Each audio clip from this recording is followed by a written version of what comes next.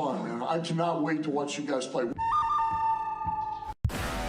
Coming to you from the My Michigan TV studios. We're going to kick you in the teeth. It's the Roar Live. We're going to bite a kneecap off. With hosts, Michigan High School Hall of Fame head coach, Tony Blankenship. Doesn't matter if you have one ass cheek and 3 toes. I will beat your ass. The outsider, Scotty William, and Corey Tiez. It's our core foundation, man. Grit.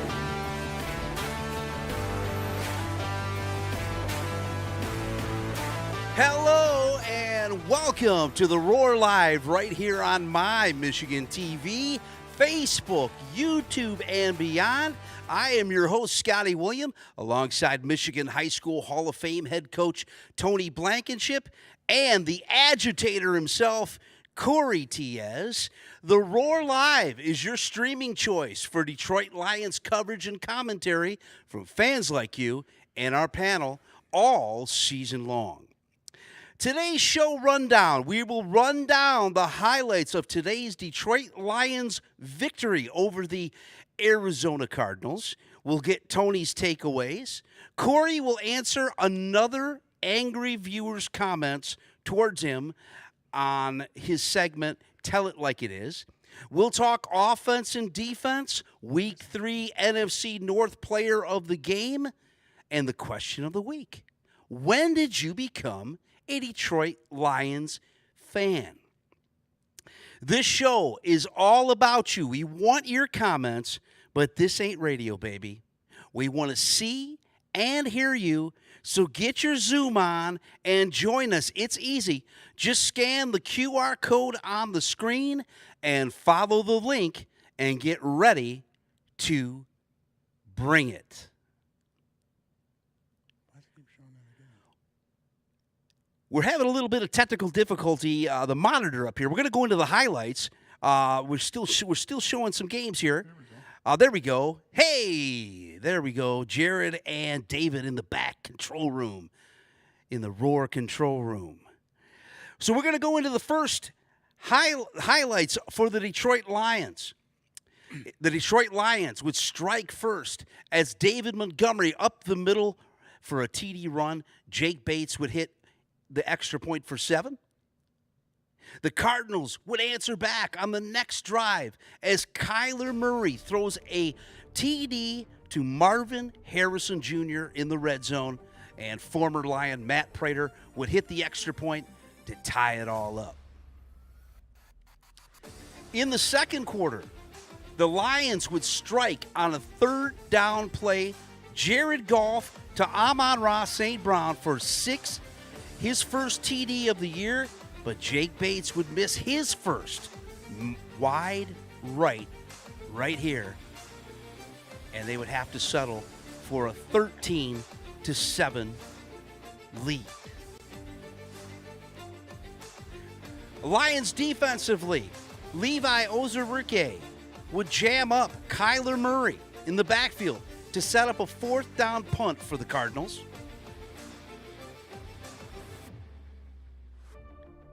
The Cardinals defense would then get to Jared Goff on the Lions' next drive. It was almost an interception by Mack Wilson, but it ruled a dead play due to the 2-minute warning. The Lions then would capitalize on a hook and ladder TD play. Goff to St. Brown, and he pitched it back to Gibbs for a touchdown. Jake Bates would score the extra point. The Cardinals, on their next possession, would then have to settle for a 42-yard field goal to end the half, 20-10, by none other than Matt Prater. The Lions striking early defensively in the third quarter. Kirby Joseph with an interception in the end zone as the Lions would make a statement early on in the second half. The Cardinals would strike back then on the Lions with an interception by outside linebacker Dennis Gardick on this play. The Cardinals, taking over, would fail on a 4th down play It was challenged, but they didn't win the challenge on that one.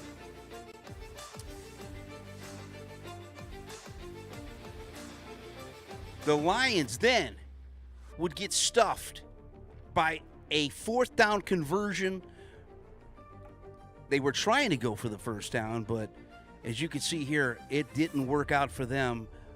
We'll talk about that play later on with Tony. Matt Prater would end up ending the quarter or the half with a 42-yard field goal as the Lions and the Cardinals 20-13 right here. Former Lion Matt Prater showing off his big leg.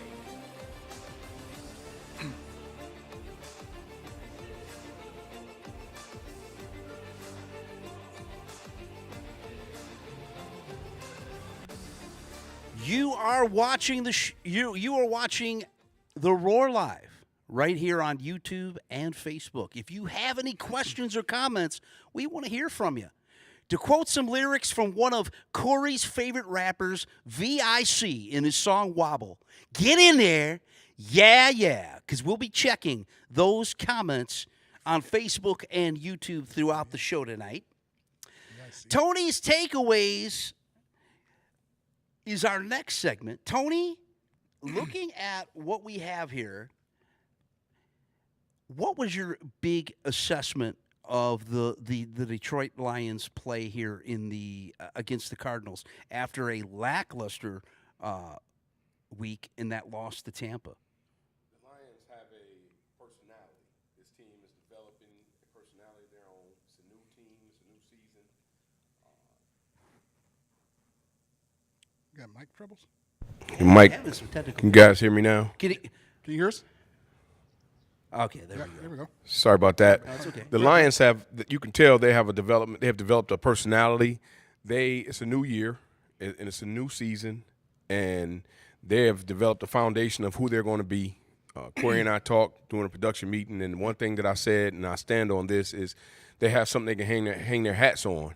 They're a physical football team up front. They're successful running the football. They have two really good running backs. They're able to do that and do it consistently, and able to do it knowing that they can have a lot of success in doing so. So we're really, really not surprised at all. I'm not.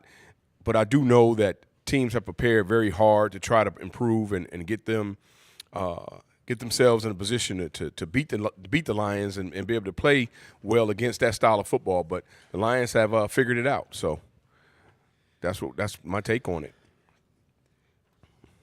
Tony, give me one of your takeaways is this interception by the Cardinals.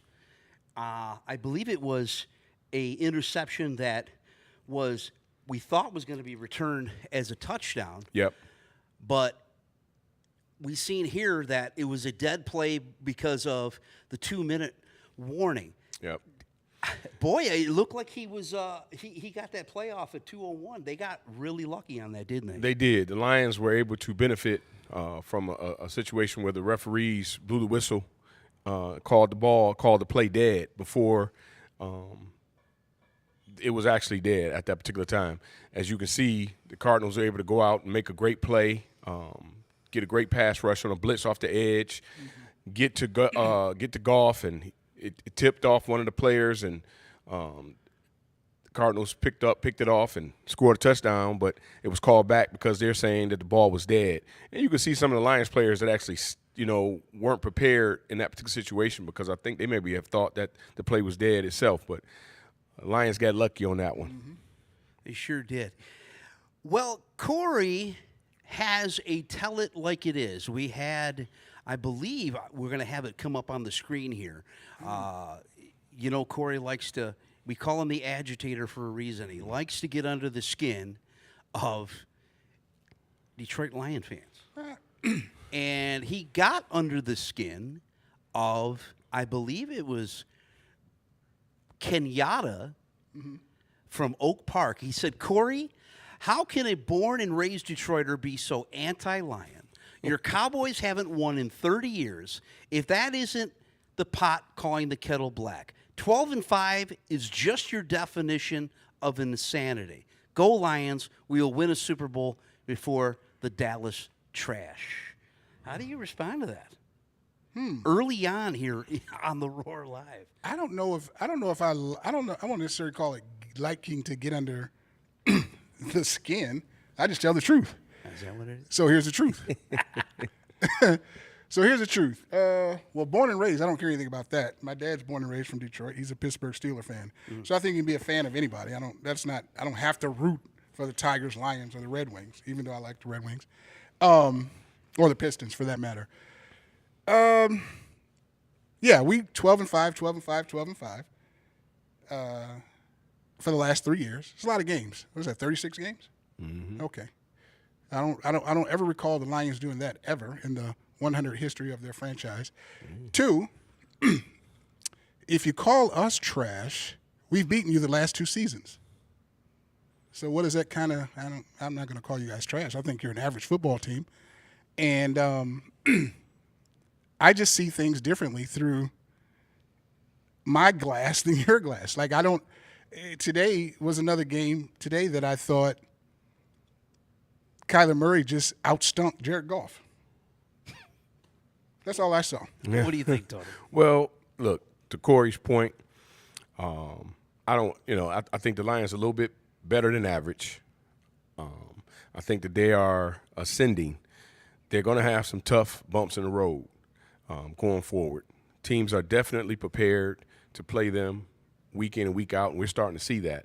That's why these scores are the way they are. They ended up winning the day 20-13. They did a sound job doing what they're good at doing, that's running the football, and they played some solid defense. Also, to Corey's point, though, Kyler Murray was not very good today. He did not look interested in even being the quarterback of the Arizona Cardinals. Yeah, he didn't even look like he wanted to be from our view. Yeah. He didn't like he really wanted to be out there. It was weird to watch in certain situations, but those other guys flew around. Arizona competed. They played hard. Ultimately, though, the Lions are good at what they're good at. They're good at running the football. They're good at controlling the clock. They're good at making sure you don't have as many opportunities because they keep the ball in there, and their time possession normally is in their hands and on their side. Even though, again, Arizona played a really good football game and made it very competitive. Just bad quarterback play by Kyler Murray. Yeah. You are watching the Roar Live right here on My Michigan TV, Facebook, YouTube, and beyond. You can join us after every Lions game this season on any device. Just install the My Michigan TV app on your smartphone or smart TV, or go to mymichigantv.com. The question of the week for everybody here, and we're going to get to Corey's question of the week, Corey's answer to this, Tony's answer to this, but we want to hear your answer. The question of the week is, when did you become, or what made you become a Lions fan? For Corey, it's probably going to be an easy question, but hey. We have a Facebook comment. Bongo Bob from Metamora says, it was passed down from my father, and I remember watching and cheering for the Lions since I could remember. So Bongo Bob from Metamora, that's when that was when he became a Lions fan. So it's interesting. Thanks, Rite Bongo. of passage. Thanks, Bob. Yeah. So going into the next Tony's takeaway, it was a Lions hook and ladder touchdown pass. It was actually a pretty exciting play. To me, probably the most exciting play in the game. What did you think about that, Tony? Well-placed call offensively for the offensive coordinator in a situation like that.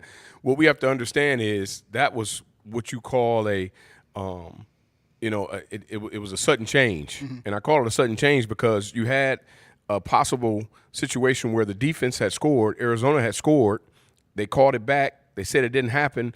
Next play, the Lions called this particular play, which is a great call. You got a crossing route by St. Brown. St. Brown catches the crossing route and then tosses it to Gibbs on the hook and ladder. Great call at that particular situation. I give credit to the call itself more than anything because no one is expecting that at that particular time in the football game. Gotcha. They had just dodged a major bullet not having given up that touchdown off the interception. And for them to be aggressive like that offensively, to go and do something and take a chance like that, that's takes a lot of guts, takes a lot of confidence in your group. And it shows that these guys have been together for a while and they're comfortable. Okay. Blank, let me ask you a question Sure. real quick on this. If the interception stands, the Lions win the game? That's a great question.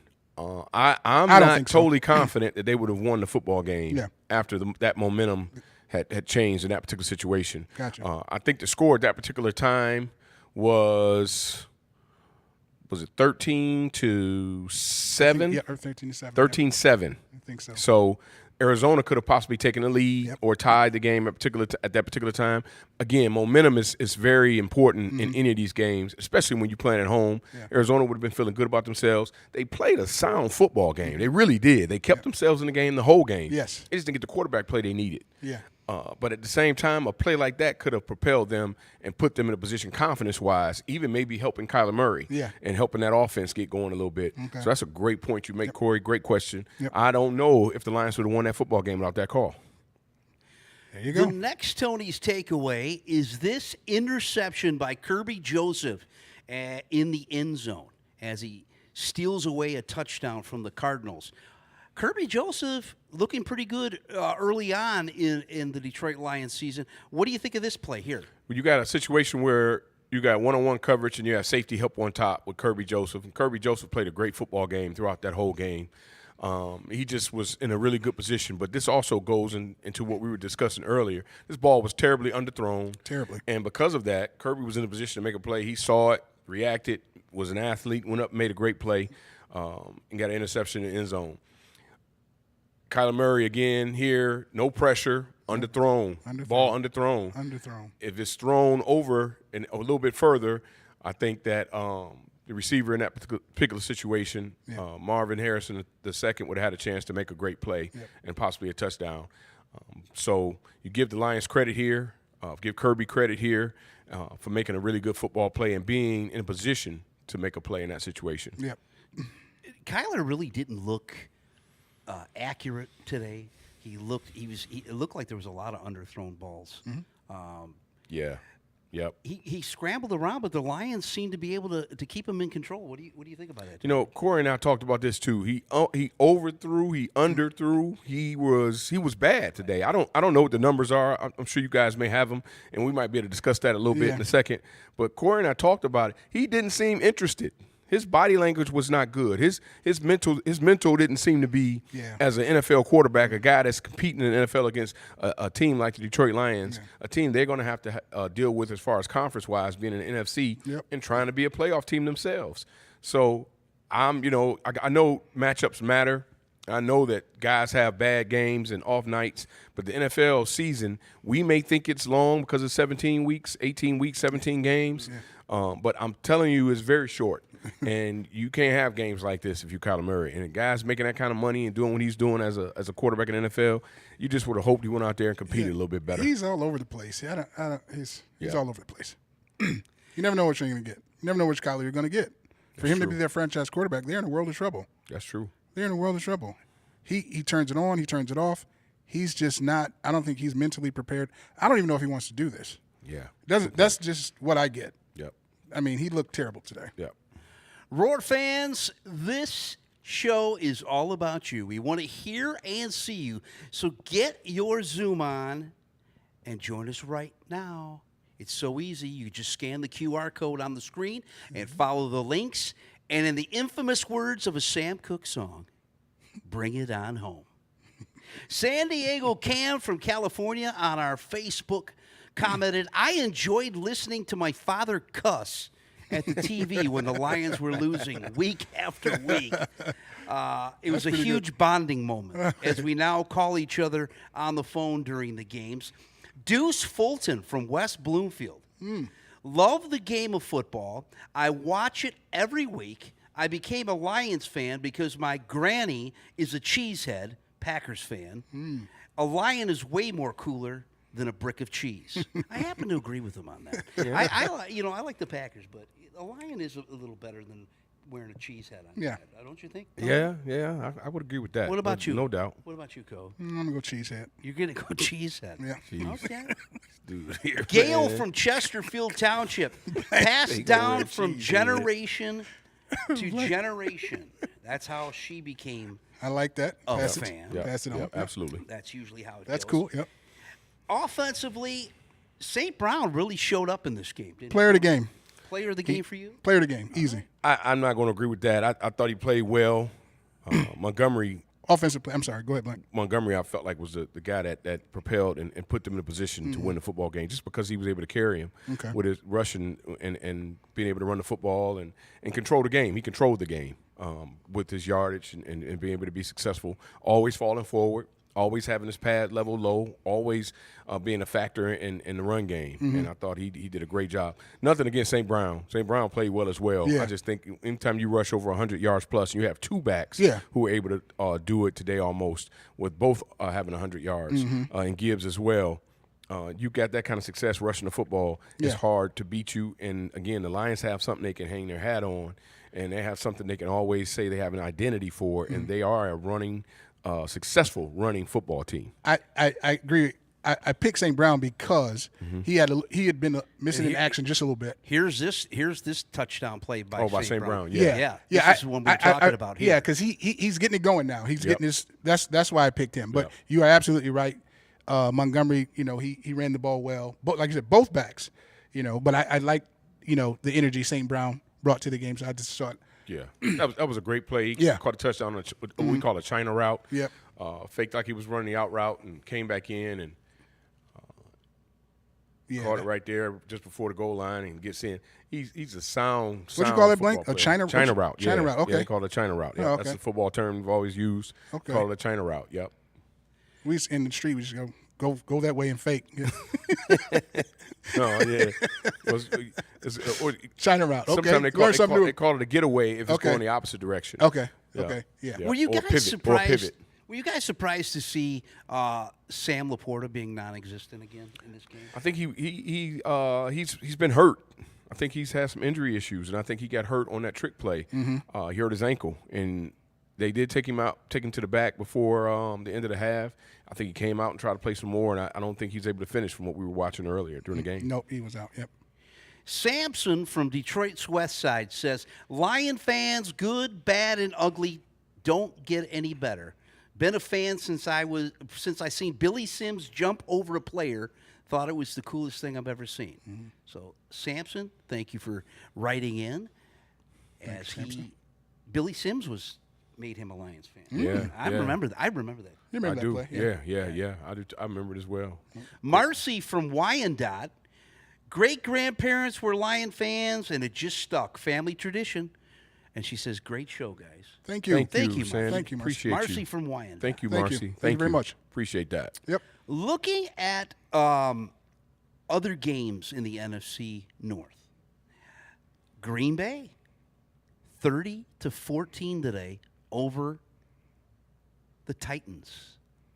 Malik Willis, former Titan, winning that game. What are your guys' thoughts on this? The Green Bay still keeps chugging along. Without Jordan Love. Hey, look, that's all they had to do. That's what they needed to do. So they got a reliable backup. He's come in there. He's done the job. He's kept the train on the track, and it's not going to be easy, like we said in the beginning of the year. The question is, will Love come back with a little rust on him? But right now, you got to give kudos to Coach LaFleur. Absolutely. You got to give him credit. Absolutely. This guy can flat out coach. Yep. Period. End of story. Yep.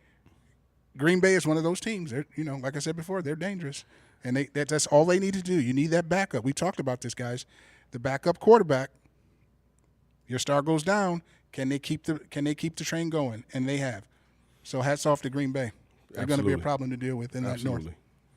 Going back to the Lions' defense today, which I thought was pretty good. This Lions fourth down stop, as we're going to cue up the highlight here. Tony, what did you think of this Lions stop here on 4th and 1? Well, we got a front side, play side, quarterback fake and boot, front side boot, in which Murray was able to fake it and keep it.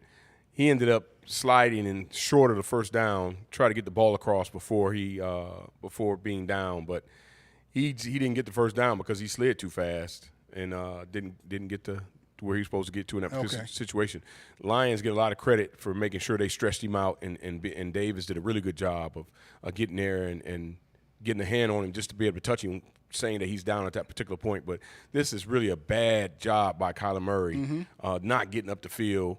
He did a great job effort-wise of switching the ball, but he had already started sliding. He was sliding before at the line of scrimmage. He never even got to the first down. That's the way it marker. looks. Yeah, and that's just lack of detail by a quarterback who should know and should position himself better than what Kyler Murray did in that particular situation. So, more Kyler Murray not doing what he was supposed to do than the Lions being where they were supposed to be. But yeah. I thought when they played Tampa Bay last week, I thought, well, Hutch stood out, obviously, but I thought the defense – I said the defense as a whole. I said the defense played bad. Hutch played good, but the defense as a whole didn't look great last week. Good point. Today they did. Yep.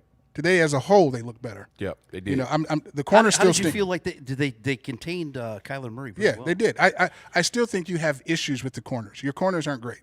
They're not good. So I thought Tyrion played pretty good against Marvin Harrison Jr. I thought he held him pretty good. I mean, Harrison definitely didn't get off like he did last week. Well, Blank was saying, in the production room, Blank knows this stuff. He was saying, just looking at the kids' technique and the feed and the this and the that and not looking back. And he has a long way to go. And then even Davis didn't look good. So I think those are issues that you still need to clean up on the back end there. Yeah. But overall, the defense played good today. Yeah. I think the corners are still – Corey made a great point. The corners are the weakest point of the defense as well as the linebacker core, and not having an extra rusher on the other end across from Hutchinson. But the corner is going to have to get better as the season goes on. Arnold has got the ability to be a good player. He's got the swag. He's a confident guy.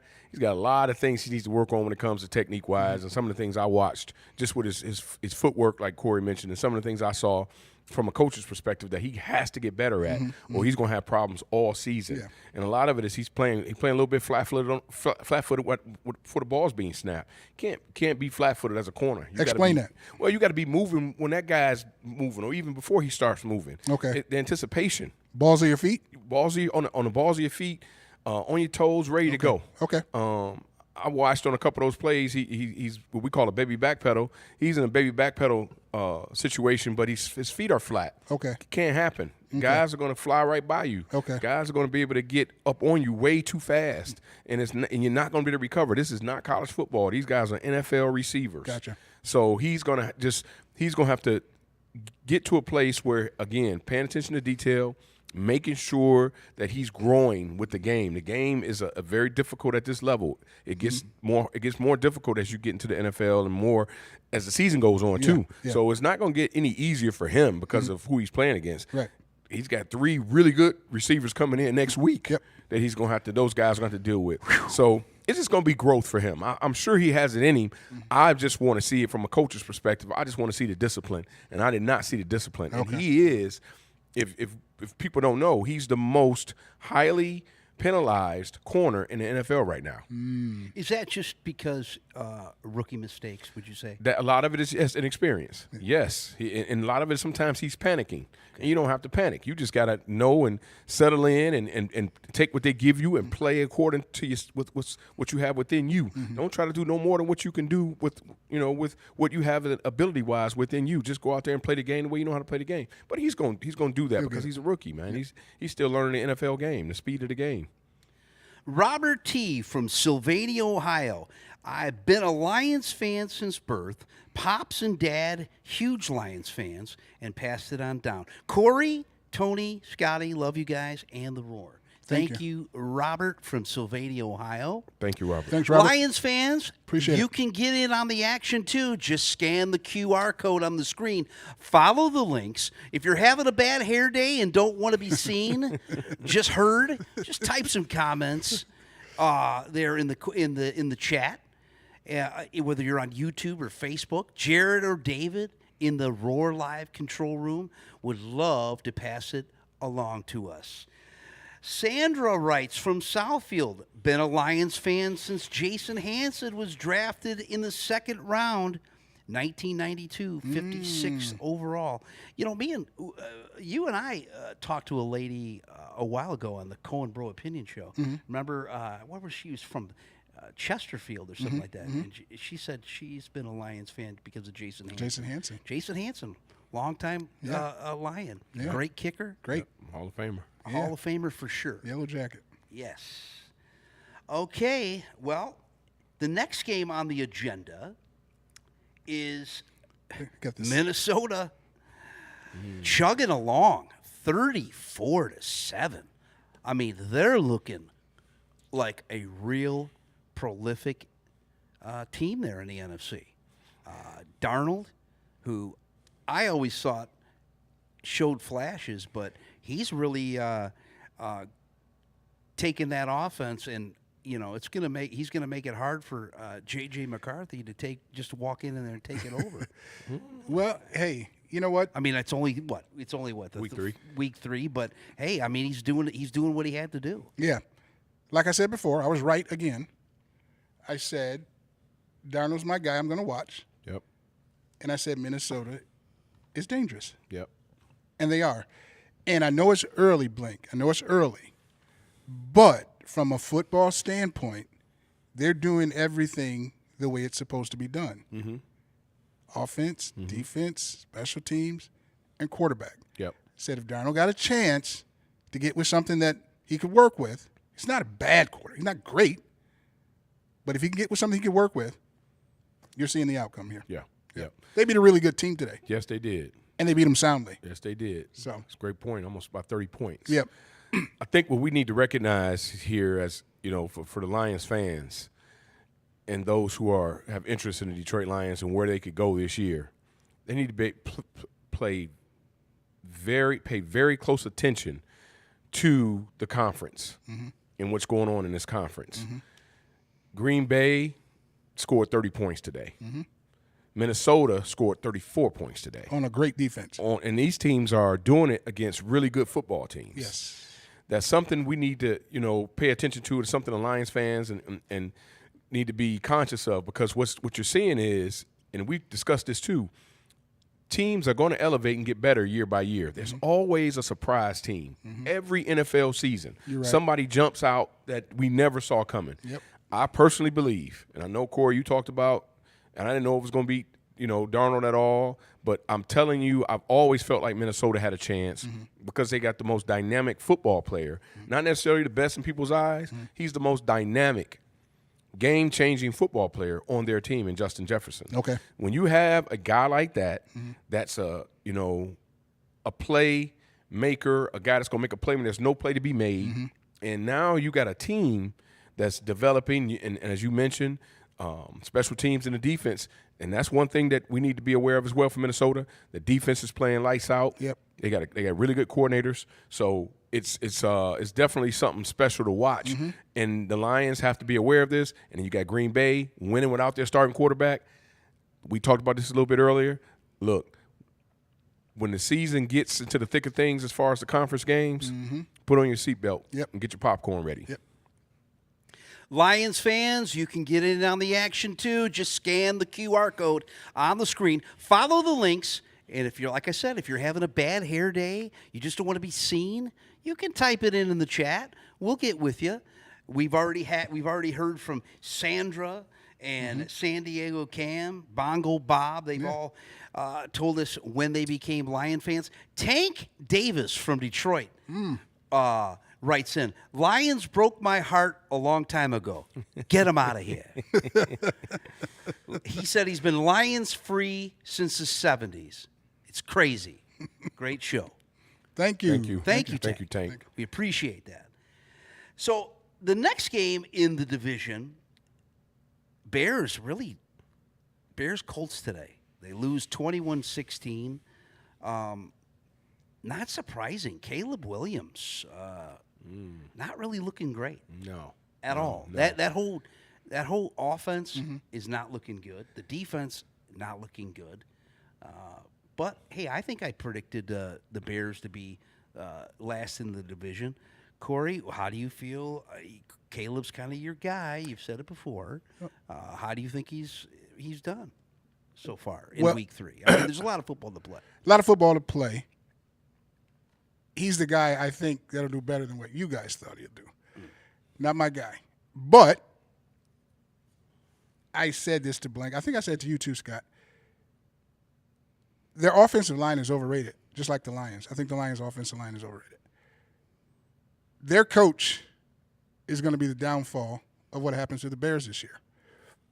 I watched a couple of the games. It's not set up offensively for him. You got to get him out of 3rd and 8s, 3rd and 8s, 3rd and 8s, 3rd and 8s. They got to come up with some sort of scheme, some sort of better offensive play calling to give this kid a chance. You know, he's got the weapons. He's not playing good. I think he will play better, but it's an Eberflus thing to me. I'm standing by that. I'm standing by that, Blank. Okay. I am. Yeah.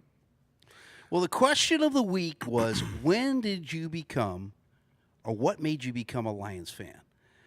And I know it'll be a quick answer for Corey. Corey, were you ever a Lions fan? No. Never? No. Not even growing up? Not ever. Ever? Not ever. Well, that was quick. Yeah, not ever. Tony, I know we talked about it before. Yeah. You and I, we were Lion fans, you know, early on. You know, we kind of strayed away a little bit. Yep. When did you? What made you become a Lion fan when you were a kid? Kind of like a lot of the people that, you know, text in and sent their messages to us.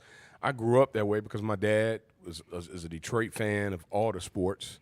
So because of that, I kind of adopted, you know, being a fan as well. The Lions, when I was a kid growing up, they weren't very good at first, but I got a chance to meet an iconic Lion when I was in middle school, Charlie Sanders, great tight end for the Detroit Lions. He actually came to our school to our banquet. Okay. I think my parents still have the picture that we took with him, and that was kind of my first initial experience of being around a professional athlete, and he was great to us, and he played for the Lions, and that was a big deal. He was an NFL player. Yeah. He was a local player. So got a chance to, you know, watch them growing up a little bit, me being a football player, and just enjoyed that part of it. I ended up straying away and kind of getting away from being a fan when Barry retired, as I mentioned a few weeks before. And when Barry retired, that was very disheartening for me. I felt like the organization had let him down because they had gotten rid of so many guys, and they just really weren't trying to keep that team together. And they had a chance to make a run. That window that the Lions have right now, they had it back then. And so I just pretty much have never really recovered from that. Yeah. The question to you out there, when did you become a Lions fan? Call in on that QR code right there up on your screen. We want to hear from you. We want to, and if you are, like I said, if you're having a bad hair day and you just wanting to go into the chat, like Ryan here, he says, I've been a Lions fan since my dad took me to see Barry Sanders and Herman Moore to play at the Silverdome in 1991. Those were some good times. Yes, It was. They were very good at the time. Yep. Yep. For me, I think I have to go back a little further. I would say late 70s. Gary Danielson. Yep. Leonard Thompson. Yep. Freddie Scott. 39. Leonard Thompson. 39. Freddie Scott, 87. Freddie Scott, 87. Dexter Bussey. 24. Bussey. Bubba Baker. Bubba Baker. 66. 66. Horace So King. those were some exciting times. Yeah. Yep. Eddie Murray, the kicker. Eddie Murray. You know, I'm a kicker guy. Yeah. Yeah, Even though Jake missed an extra point today, it's all right. It'll happen. You know, as long as we don't make that a habit, Jake. We love you. We love you right here on the Roar. I do. I've been watching him since the USFL. Yeah. Jake, you're my guy. Yep. Player of the game.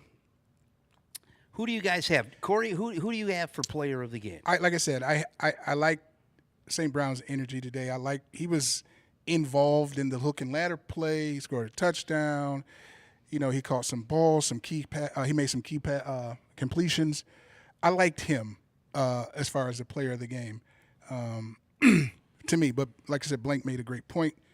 The running back Montgomery was handling his business as well. But I'm going with St. Brown. Tony? and we talked about this earlier. Okay. I'm going to stick with mine, but I'm going to add and go with both running backs. I'm going to have a co-player of the game and let them split it. Okay. Just because of the fact that they both had such a major impact on the game today. And being able to, again, both of them almost rushed for 100 yards. I know Montgomery did. Yeah. But I don't know if the other tailback, I don't know if he rushed. He was I don't know close. If Gibbs, I know he had like 87 yards. Yeah, he was close. So like, if he was very Gibbs, close. I don't know if Gibbs had 100 yards as well. He was close. But they both were very close. And that's a very, that's a hard thing to stop, man, as a defense. You got those guys running the football that way. And they were able to control the game. Yeah. It was a low-scoring game. It wasn't a lot going on. Yeah. But they were able to control the game, get first down. You're absolutely right, Blank. And what it does, it bails Goff out. Yes. Because Lions fans, and I hate to keep saying this, but I got to. Like tomorrow is Monday. It follows Sunday.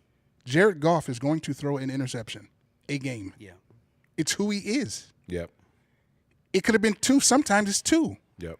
That is not a winning recipe for a Super Bowl team. No. It's just not. We can talk every week about the player of the game, this, that, and other. Goff's not. It's got to stop, man. If people can't see that, I don't know what you're watching. Yeah. He does it all the time. Yeah. It's just not a recipe for NFC Championship, Super Bowl. It's just not. No, ultimately, they're going to have to be able to do more than run the football because teams are going to come in prepared to get those two guys stopped. And when they do get them stopped, you're going to have to be able to make that adjustment, be able to throw the ball down the field and make some plays on some third and longs and situations like that. You're not going to be able to run the football as successfully as you did today against everybody that you play. Right. Especially the Minnesotas and the Green Bays and possibly the Chicagos and some of the other teams you're going to play on your schedule. Yeah. So it'll be interesting to see if Goff does get back on track. He has not played well. He's actually the 30th ranked quarterback in the NFL. He's with going into this game. Football Focus has him with the kid that just got benched in Carolina. Yep. And he's playing like Deshaun Watson.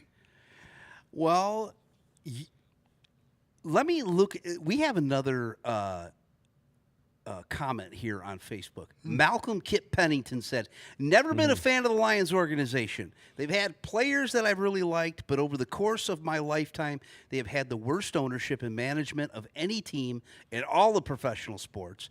Impossible for me to support that. It sounds like a Corey comment, doesn't it? Well, it's a fact. It's just a fact. Yeah. Cheryl Coleman Brown says Billy Sims was a player in 79 or 80. She said Billy Sims is what made her a Lion fan. All right. I think we might have. Oh, we have one of our favorite callers. Great running up back. On the Zoom. Terrible restaurant. And I know he's going to give Corey a run for his money here. Terrible restaurant. Great running back. East Vale Joey is back on Joey! with a new Lion shirt. What's up, man? The big chain. Joe, how did you feel the Lions played today, buddy? Pretty average. Pretty average. I have to agree with Corey there. What? They didn't look like a championship team. They were looking like a pretty mediocre team, but they had some. They did have some bright spots with their defense, and Montgomery was outstanding for the game, and Amon-Ra St. Brown looked good. And contrary to Corey, I think Goff looked okay. He makes some pretty regular mistakes, but he looked all right. Joe, when did you become a Lions fan, or what made you become a Lions fan? I've been a lifelong fan. I grew up in the Greg Landry, Lem Barney era. I was a huge fan of Billy Sims when he came on. I was disheartened, when he went down after just 4 years. Lived through the Barry Sanders years. Like Tony said, I was extremely disappointed with our ownership. And like the last comment, I've always thought the Lions have had some of the worst ownership in all of professional sports. Maybe second to the LA Clippers from back in the day. Right. That's a good point. That's a good point. That's a great point, Joey. But I've been a lifelong fan, so that's all I can really say about that. I enjoy rooting for the home team, where I grew up and all that kind of stuff. So that makes it worthwhile. And I don't know if I told you the story before, but I did go to a Thanksgiving Day game in the Silverdome in 1975. Wow. Saw the Lions get waxed by the LA Rams when they had Tom Dempsey kicking for them. So that was a treat for me to see Tom Dempsey kick a couple PATs, and they had Jack Youngblood as a linebacker. I was always a linebacker fan growing up. That was the days of the Pittsburgh Steelers, and Jack Lambert was my favorite player in all of football. So Nice. Those were my memories. I think Arnold played good today, man, as the corner. He played pretty well on Harrison. Would he be your player of the game?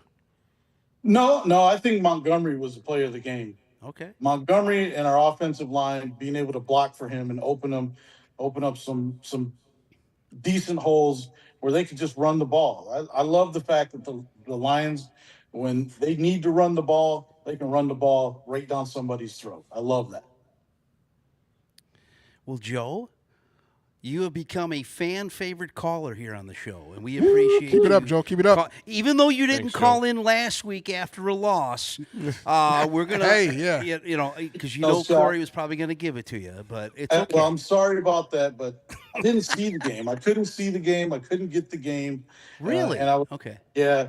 So I've made some purchases on my television programming, and I'm going to be able to see the games this year, all of them. So that's great. Happy about that. Joe, thanks for coming on with us, man, and Thanks, see. Joe. I'm sure we'll see you throughout the season. Thanks Hey a lot, guys, Joe. thanks for having me All on again. We'll see you soon. Thanks, All Joe. right. Yep. Thanks, Joe. Thanks, Joe. Eastvale Joey on the line. I got 7 Let's go to the NFC North standings breakdown. 7 more losses to go. Lions 2-1. Vikings 3-0. Anything surprising so far after week 3? That looks about right. Yep. Looks about right. Par for the course. Yeah, it looks about right. Yeah. Yep. Rams bailed Lions out the first game.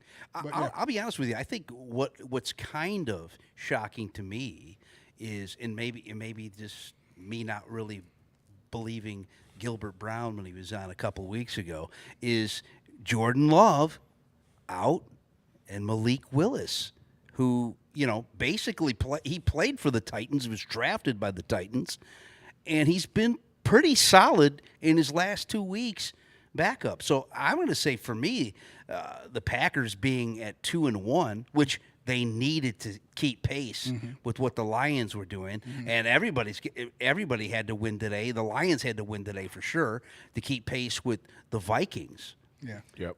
Good point. But I think, for me, I think it's that doesn't look all that wacky. Yeah. With the Bears being at 1 and 2. You know what I love about the North? What's that? All of them are rivals. Mm-hmm. And they play each other extremely hard. Yep. All of them are rivals. Lions, Green Bay, Lions, Minnesota, Minnesota, Green Bay, Chicago Lions. All of them are rivals, and it's going to be a tough division. Yes, it will. It could be the toughest division in football. Yes, it we know will. we always say the AFC North. Yep. But this right here is the toughest division in football. Yeah. You got good quarterbacks Yep. up and down. And you got good offensive lines. You got good defenses. Yep. This is, arguably the toughest. And I like how they all play each other very, very tough. Yeah.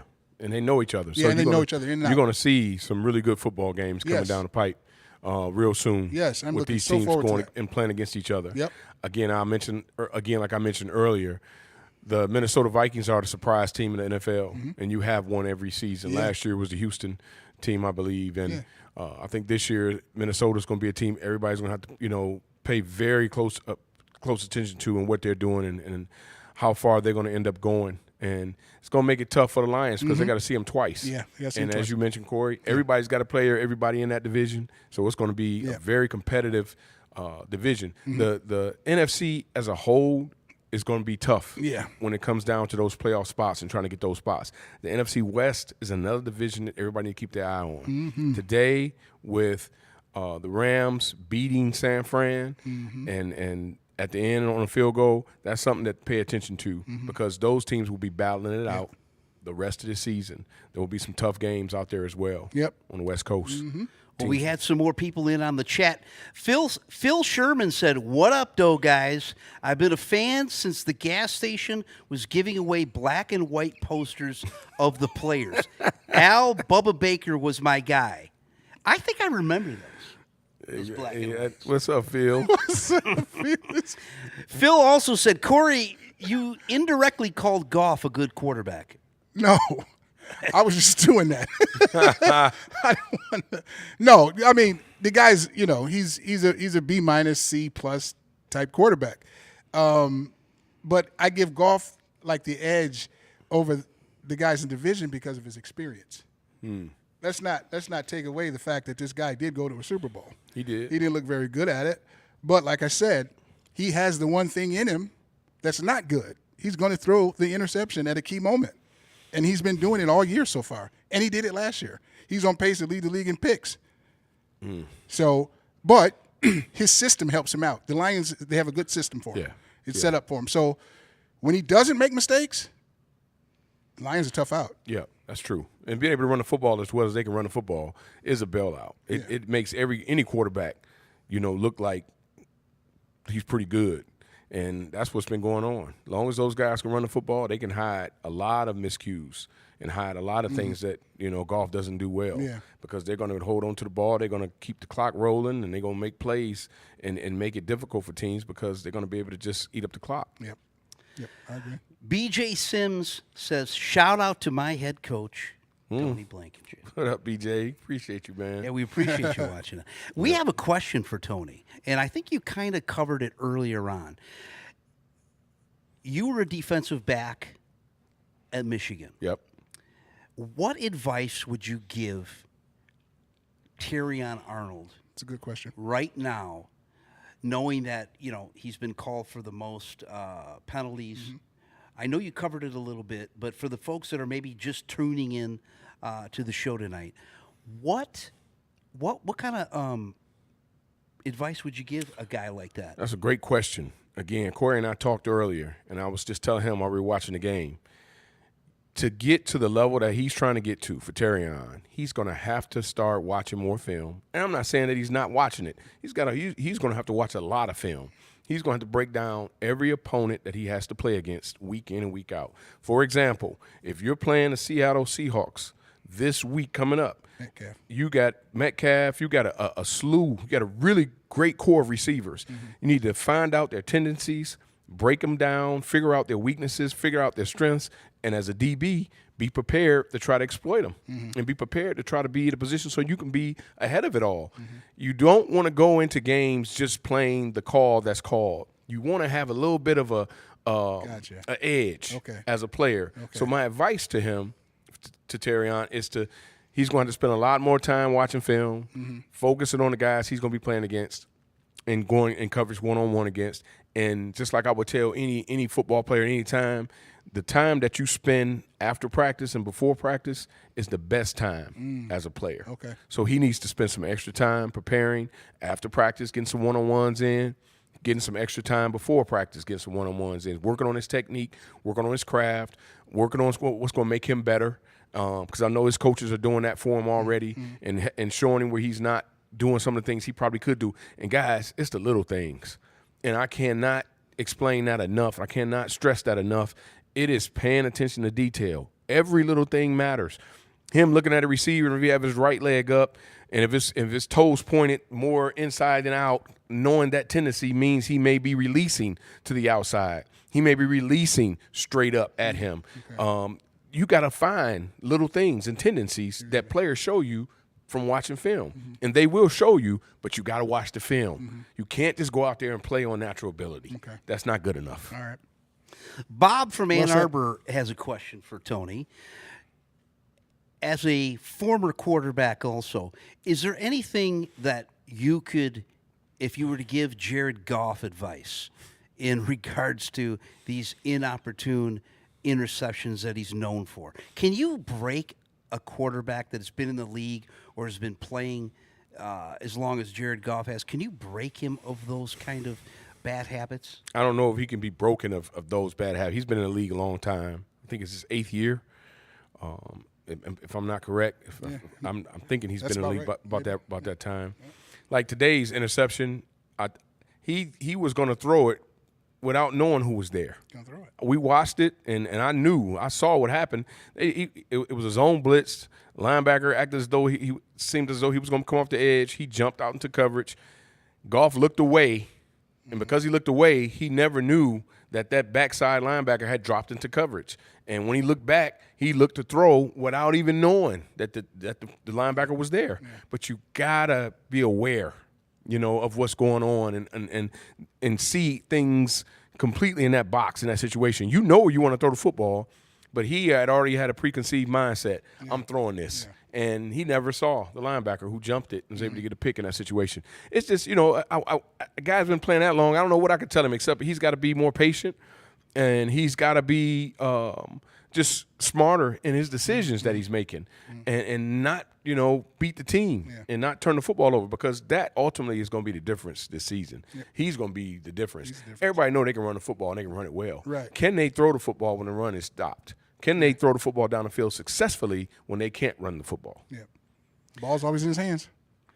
You are watching the Roar Live right here on My Michigan TV, YouTube, Facebook, and beyond. We want to hear from you, Lion fans. This show is all about you. We want to hear and see you. So get your Zoom on, and if you have any questions, we want to talk to you face to face. But like I said earlier, if you don't want to get on the phone or on the screen with the camera, it's okay. We want to see you in the chat. Give us some comments, like Della from Della from Celine says, I became a Lions fan when my guy Matt Stafford was drafted number 1 overall. Yes, he was. First pick. Thank you, Della from Celine. You know what? Just to piggyback off that. Sure. If you flip-flop them again, Lions go to the Super Bowl. Oh, yeah. That's good. That's a great point, Corey. If you flip-flop them again. Matthew Stafford would definitely take this team to multiple Super Bowls, possibly. Yep. And I do believe that. You flip-flop them again, Lions go to the Super Bowl. I happen to agree with you on that. Stafford's been my guy. Yeah. We've Stafford's talked on a about different it on level. the Cohen Bro Opinion Show, which you can catch on your favorite He's going to throw a pick, too, though. Platform. Yeah, he will. I'm sorry. I mean, no, you're okay. He's going to throw, you're all right. He's going to throw one, too. Guaranteed. But I think, real quick, and I just think he's tougher than Goff. Yep. You know what I mean? Well, I think mentally, yes. I think competitively, mentally, yes. Yeah. Yes, So, I totally agree with you there. I just think, he just has a savvy that Goff doesn't have. Right. Goff seems to be. It's something that's He seems to he can get rattled with pressure. Yep. And he doesn't handle the pressure great. His feet get That's live the thing. back there. He throws. He gets into some bad mechanics and throwing the football. Yep. I think Stafford just is been able to settle in, mature, and he's been seasoned, and he's in a different confidence that I don't think that Goff has. Well, looking to Week 4, the Detroit Lions will be playing Monday Night Football against the Seattle Seahawks right down at Ford Field. Dave Scott will have all the action from fan comments. That's going to be a good one. That's going to be good. What are you guys looking forward to with this game? Who do you have? Who do you think? What do you think, Coach? Oh, I'm looking forward to the matchup that we talked about earlier. I'm sorry. I'm looking for Arnold to cover Metcalf. I'm always going to pick. I'm going to go ahead and pick the Seattle Seahawks. They have beaten what? They've beaten the Lions the last 2 years, right? Mm-hmm. Yeah. Some teams just have your number. I don't know. Seattle's physical. Seattle's got a good defense. Geno makes the right plays sometimes. So I don't know. They have dangerous weapons. So it's going to be a good game because the Lions show up at home. But I'm going to give Seattle the edge on this because I got the Lions 9-8 anyway. So I got to give it. Yeah. What about you, Tony? Well, I think it's going to be a great football game for the fans. Downtown Detroit. It's going to be exciting. You're going to have 2 playoff teams. Yes. Again, going head-to-head against each other. After they just had to play the Rams a couple weeks ago, and this is going to be very competitive. A great point by Corey in that receiving core. When you have Metcalf and you have Lockett, and then you have the kid from Ohio State, as well, who they drafted, I think, last year. Yeah. They got the running back, They too. have Smith. and they have Walker at running back, Yeah. the young man they drafted from Michigan State.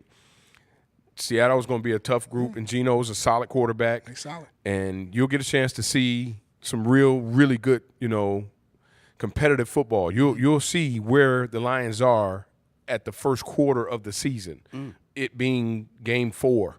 And the season is broken down into 4 quarters, really, because it's now week 4. Yes. So you're going to go. This is the first, time you'll see where they are right now. Yeah. And you just like with everybody else, but we're talking about the Lions. You'll get a chance to see, what they're going to have to do going forward. Will they end up 2-2? Yep. Or will they end up 3-1? Yeah. That's the question that we're going to be looking to see and what's going to happen with I them. like what you said with that blank real quick, and because Rams banged up, Buccaneers banged up, Kyler Murray stinks, Cardinals stink. So this game, everybody's healthy. Yep. Seattle's healthy. Seattle's tough. Yep. So this is kind of the eye opener here. Yeah. Okay. Yep. So this is the eye opener for me. So it's gonna be a good game though. I'm looking forward to it. I don't know right now who I would take if I had to make a pick. I think some things will have to be discussed as far as injuries. I think the Lions lost a couple guys today, and I think that we'll see what Porter's happened with huge. Seattle. They ended up beating a banged up Miami team 24-3 today. Yep. So that's something that you have to look at. Again, the one thing I'm going to say, and I'm going to finish with this point when it comes to that game. The one thing that I'm noticing about the Lions, they are not scoring a lot of points. They are struggling putting up points. And you're going to have to be able to keep up with people because, again, teams have watched you. Teams have studied you. You are now being hunted, and they're prepared for you. You have to be able to score more than 20 points to win in this NFL. Does any of that have to do with, like we had talked about in the preseason, them not having the starters out there earlier on? Do you think they're still working through the kinks, so to speak, even as we end week 3? Last year they didn't play the starters Okay. during the preseason, and that's something that we didn't talk about as much. Sure. But every team is different. This is my thing that I've always felt like as a coach. You have to coach according to what you have and not according to what you know. Yeah.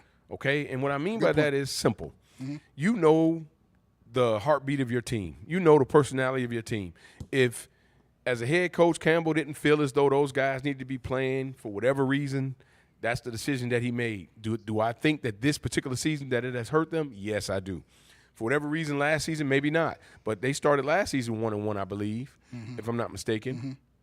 And now 2-1. But I think it does matter when it comes to reps. I think it does matter when it comes to just getting the consistency going and making sure you're playing at a level that you want to play at. Yeah. So I think it's important, for those guys to get some reps in, even for just a couple series. Yeah, I think it does have some impact on where they are right now. Yes, offensively. Real quick, you mentioned Coach Campbell. Hope he got everything cleared up with his house and the family and everybody's good and safe from that.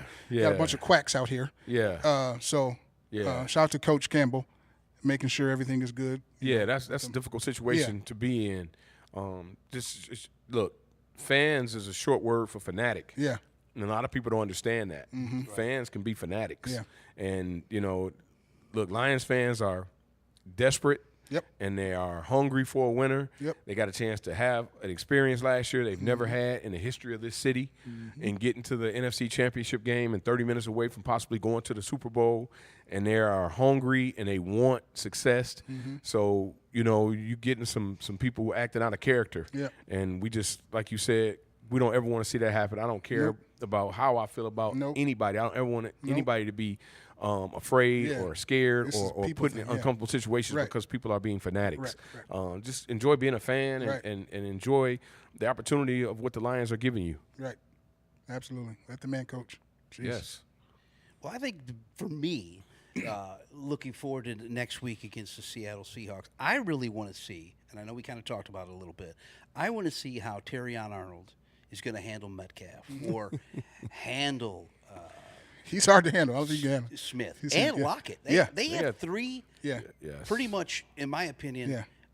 I know 2 of them have been all pros. Yeah. Smith is going to be an all pro. Yeah. I like to see how that secondary is going to hold up.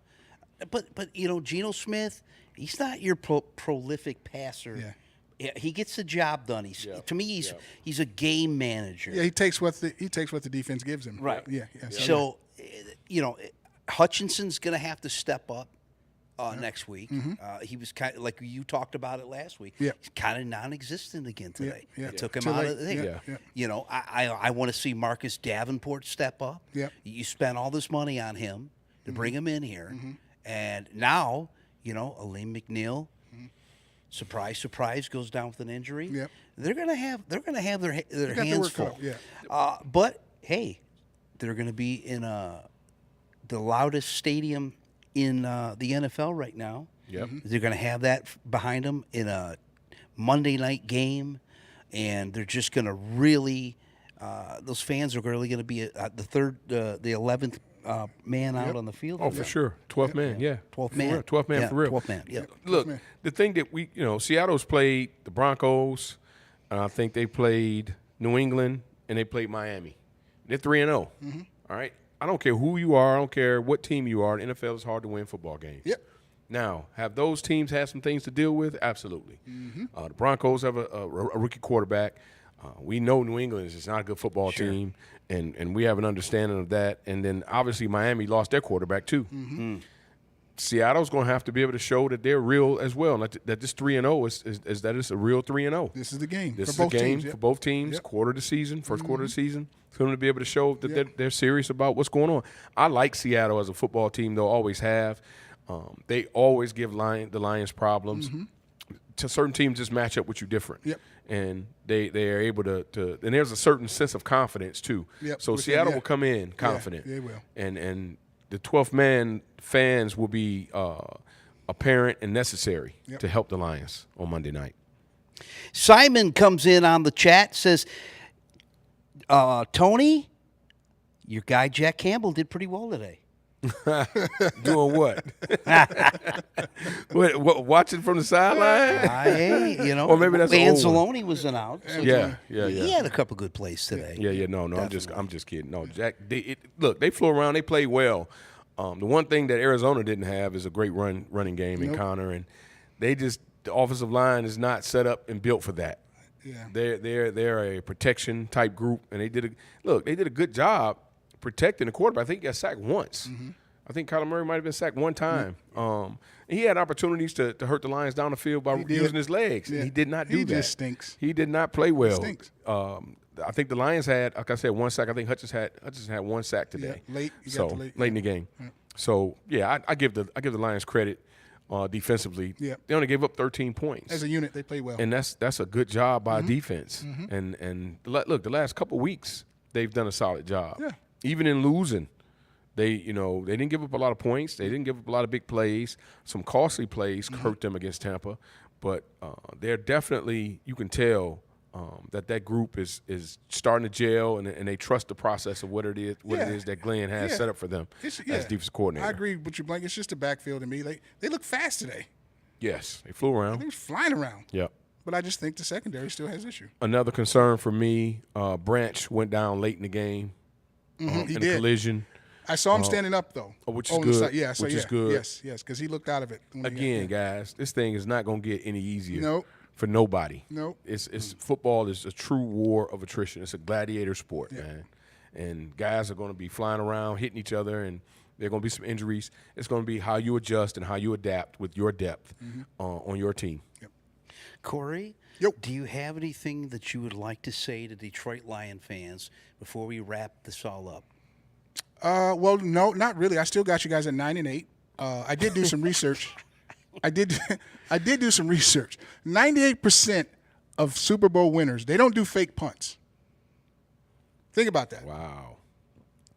They don't fake punt. I want to know where you get these statistics. That's pretty good. Hey, that's a pretty good statistic. They just don't fake punt. Look, I got a theory about that. I'm going to tell you when you get done, Corey. Tell me what you think about that. They don't fake punt. I think, like I said, Goff is an issue to me right now. The secondary is an issue. And I really think the play calling hasn't been up. I love the wrinkle today, but I don't think the play calling has been up to par. Yeah. I just don't. Yeah. And the offensive line hasn't dominated for it to be so. I don't know if it's number one, it hasn't dominated. It dominated against the Rams, the last drive, but I haven't seen such dominant play with them. So I'm a little concerned about that for you Lions fans. Like I said, I don't think you're going to the Super Bowl. I think you're going to be 9-8, but you can believe what you want to believe. Yeah, I think they'll do better than 9-8. Okay. I think they need to focus on being in the playoffs and playing well then. Okay. I don't think that winning the division should be the biggest thing. So let's get that out the way. Mm-hmm. The offensive line isn't playing great, but they weren't bad today. Anytime you rush for over 200 yards, They weren't bad today. you did a good job against the Arizona Cardinals.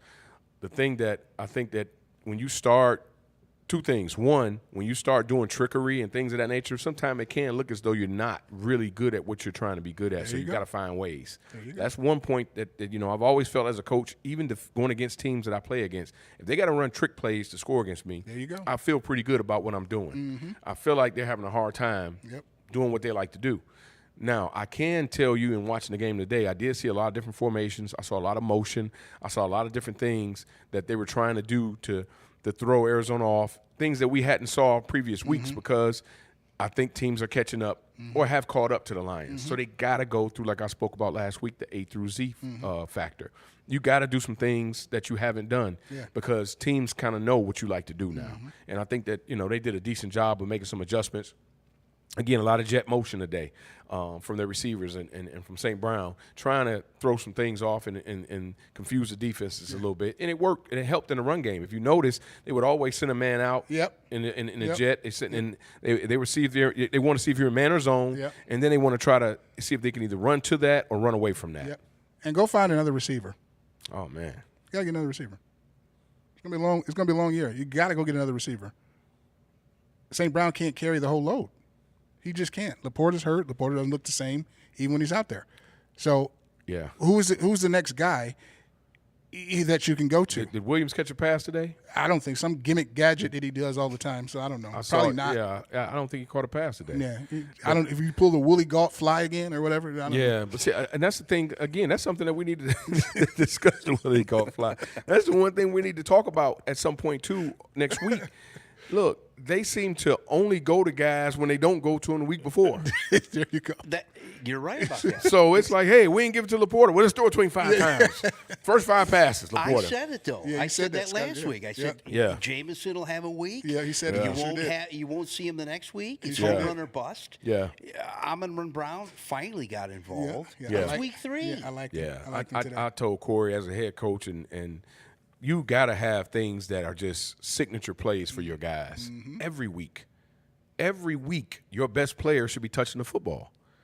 It doesn't take a rocket scientist to know that. You have 4 good offensive players. All right, you got 2 tailbacks, Amir Gibbs. You got Montgomery at tailback. You got Laporta at tight end.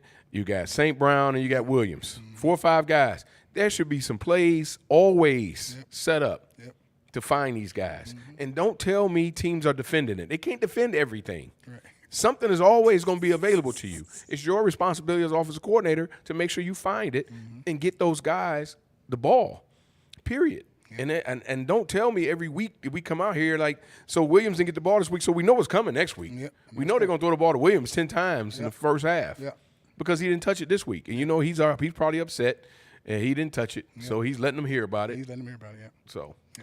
As a former Hall of Fame head coach, high school head coach. Sure. What would you say the Lions need to do better next week against the Seahawks in order to pull out a victory? You're going to have to get pressure on the quarterback from more than just one person. I promise you the Seattle Seahawks is not going to let Aiden Hutchinson go off. That's going to be a concern. That's going to be a point of reference for them. They will be prepared. The Lions are going to have to find pressure from that front 4. You're not going to be able to do it in blitzing because you got one of the best quarterbacks in the league throwing against the blitz. And they got to be prepared as a defense to be able to mix some things up, try to confuse Geno some, and not make it a comfortable setting for him by bringing pressure in certain situations, by letting your front 4 bring the pressure as well. That's going to be very, very important for the Lions. They have a great core of receivers in Seattle, and I think that's going to be huge. I'm not concerned about the Lions being able to run the football. I think they'll be able to do that. I think they'll have success. and then I'll go into this, and I'll finish with this. Your quarterback is going to have to play at a high level if you're going to win big games. Your best players have to play at a high level in big games. And if they don't, you're going to end up losing those football games. Corey, what do you think? To play better, it starts with the guy with the ball in his hand all the time. That's my stickler for the whole season.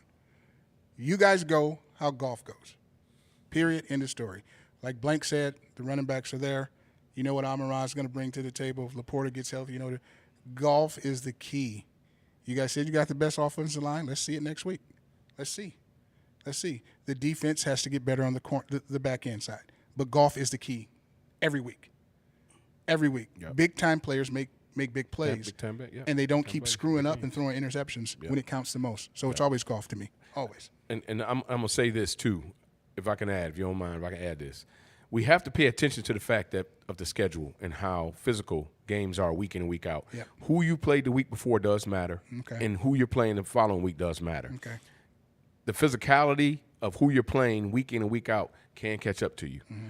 You got to be able to have an idea and a mind to be able to know that as a coach. Mm-hmm. I knew as a coach, it's hard to get up every week, guys. Yeah. Even though that's your job, even though that's what you're going to do, people have no idea the difficulty of having to get up mentally. Get up and get up and get up. Now, this wasn't that kind of week to me for them. Okay. I felt like they felt like they can go to Arizona and control this game and win the game. Yeah. I believe they're going to have to get up. That's a good point, Blank. For this game. Yeah. And another thing is, it's a Monday night game. Yep. It's not a Sunday afternoon game. It's an adjustment even in that. They're going to have to make sure they prepare accordingly for that. But, again, who you played the week before matters. Who you play the week after matters. This will be an advantage for me, I believe, for the Lions because they played a tough game today, a physical game today. And you always got to deal with injuries, but they didn't have to. It wasn't coming from playing Tampa and then from Tampa to Seattle. Yeah, sure. Is what I mean. Yeah. They played Arizona, right? And now you're playing Seattle. Yep. And for me, and now even for Seattle, though, people look at it. Seattle just played Miami. Yeah. All right. Yep. Now they got to come play Detroit. Yeah. So Seattle going to be in good shape too. Yeah. And they run after the catch too. Don't forget that. And they do. Mecca. They make big plays. Yep. Yes. Well, Mary Jones chimed in here on the Facebook. Hey, Mary. Coach Blank, hey. Hey, Mary. She's one of my ball players for the Demolition. Okay. 5-time national champs. And Dietrich Blankenship? Dietrich Blankenship chimed in. Hey, cuz. Hey. So we appreciate you all listening to us tonight. Hey, cuz.